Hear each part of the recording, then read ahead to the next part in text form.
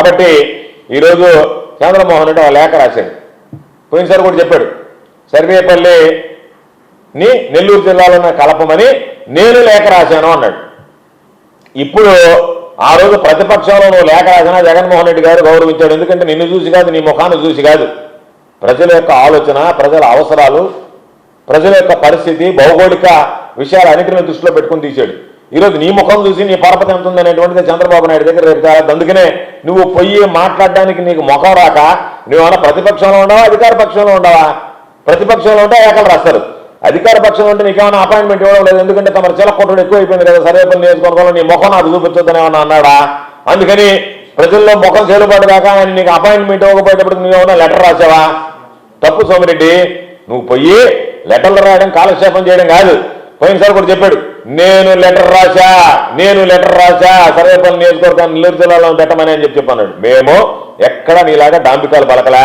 జగన్మోహన్ రెడ్డి గారి దగ్గరికి వెళ్ళాం, ప్రజల సమస్యలు వివరించాం, ఆయన సానుకూలంగా స్పందించాడు, అర్థం చేసుకోగలిగే మనస్తత్వం ఉంది కాబట్టి, ఈ ప్రాంతాన్ని గురించి తెలుసు కాబట్టి నెల్లూరు జిల్లాలోనే సర్వేపల్లి నియోజకవర్గం కొనసాగించాలనేటువంటి నిర్ణయం ఆయన వరకు తీసుకున్నాడు.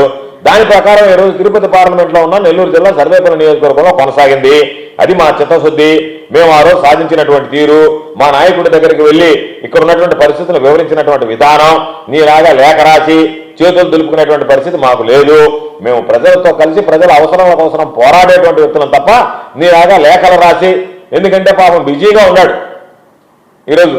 ఆ బిజీలో పాపం పోయి కలిసి దీని గురించి వివరించడానికి టైం లేక రేపు ఏదైనా ముఖం మీద కొడతావు కదా జనాలు, ఏ పెద్ద మనిషివా నువ్వు, ఉన్నటువంటి ప్రాంతాలను మాకు విధంగా ద్రోహం చేశామని చెప్పి సర్వేపల్లి రైతులు వీళ్ళందరూ ముఖం మీద కొడతారు. కాబట్టి దాని నుంచి తప్పించుకోవడానికి నేను లేఖ రాశానని చెప్పి డ్రామాలు ఆడటం మాని, ఇప్పటికైనా ఈ రోజు మీరు గతంలో నేను ఏ విధంగా అయితే జగన్మోహన్ రెడ్డి గారిని ఒప్పించి సర్వేపల్లి నియోజకవర్గంతో పాటు చుట్టుపక్కల సర్వేపల్లి నియోజకవర్గానికి ఉన్నటువంటి చుట్టుపక్కల ఆ ప్రాంత ప్రజల యొక్క అవసరాలను గుర్తుంచుకొని ఈరోజు కరువాయి, రాపూర్, సైదాపురాన్ని ఈరోజు నెల్లూరులో కలిపాం.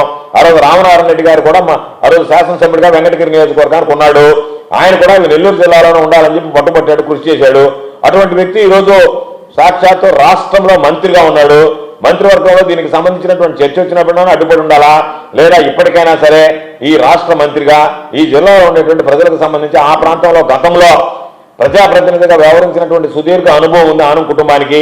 కాబట్టి అవన్నీ దృష్టిలో పెట్టుకుని ఆ ప్రాంత ప్రజలు రేపు ఇబ్బందులు పడేటువంటి పరిస్థితి ఏర్పడింది. కాబట్టి వాటిని దృష్టిలో పెట్టుకుని మీరు ప్రభుత్వం మీద ఒత్తిడి తెచ్చి ఏదో ఒక విధంగా ఈ రోజు ఉన్నటువంటి పరిస్థితుల్లో రాపూరు, సైదాపురం, కలువాయి మండలాలను ఆ ప్రాంతంలో ఈరోజు చిచ్చురేగింది, నిరసన జాలలో పెళ్లిబుకుతున్నాయి, బాధపడుతున్నారు. కాబట్టి వాటన్నిటిని దృష్టిలో పెట్టుకుని రేపు జిల్లాల మధ్య కొట్లాటలు, తలలు బదలుకొట్టుకోవడాలు, చిచ్చులు రేపడం కాకుండా, ఉద్రిక్తతలకు కారణాలు కాకుండా ఈ రోజు ఉన్నటువంటి దాని ప్రకారమే మీరు రాపూర్, పొదలకూరు మండలాన్ని నెల్లూరులో కొనసాగించండి. అదేవిధంగా గూడూరు నియోజకవర్గానికి మీరు ఏదైతే మీ నోటితో సాక్షాత్తు ఒక ముఖ్యమంత్రి స్థాయిలో ఉన్నటువంటి వ్యక్తి, ముఖ్యమంత్రి కాబోతున్నటువంటి వ్యక్తిగా హామీ ఇచ్చి ముఖ్యమంత్రి అయిన తర్వాత ఏరు దాటిన తర్వాత తెప్ప తగిలేసినటువంటి చందంగా మీరు ప్రవర్తించడం సరికాదు అనేటువంటిది ఈ సందర్భంగా మీకు తెలియజేస్తున్నా.